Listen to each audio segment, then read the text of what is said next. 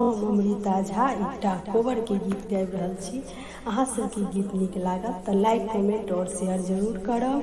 जय मिथिला, जय मैथिली और सब बर कनिया के हमरा तरफ से बहुत बहुत आशीर्वाद। सुंदर कन्या श्याम रतनिया, सोने मुट्ठी लागल के बार है, नव बर नव कनिया, सोने मुट्ठी लागल के बार है, नव बर नव कनिया, ताही को बड़ सूता गेला रामचंद्र दुल्हा, ताही को बड़ सूता गेला रामचंद्र दुल्हा, संग लागी सिया सुकुमारी है, नव बर नव कनिया, संग लागी सिया सुकुमारी है, नव बर नव कनिया, घूड़ी सुतु फिरी सुतु राजा जी के बेटिया, आहू देह गरमी अपार है, नव बर नव कनिया, आहू देह गरमी अपार है,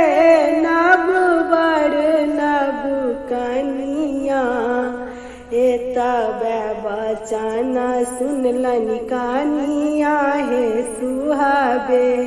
सेज छोड़ी भुइया में लौटाई है, नव बर नव कनिया,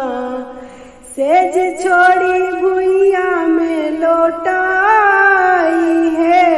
नव बर नव कनिया, आब तू सर हो जी बैसा तू पलंग चढ़ी,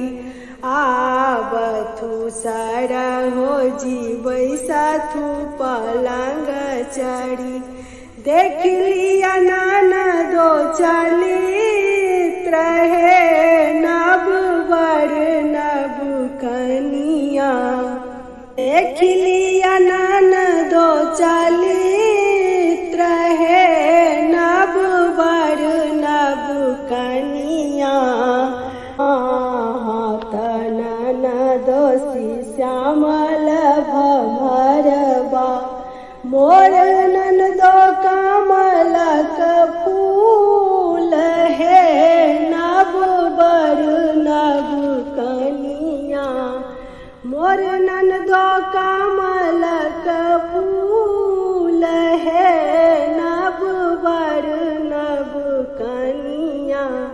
जुगे जुगे जीवा तू रामचंद्र दुल्हा, सिया सुबे के बड़न अही बात है, नव बर नव कनिया, सुंदर कनिया श्याम रतनिया, सुंदर कनिया श्याम रतनिया, सोने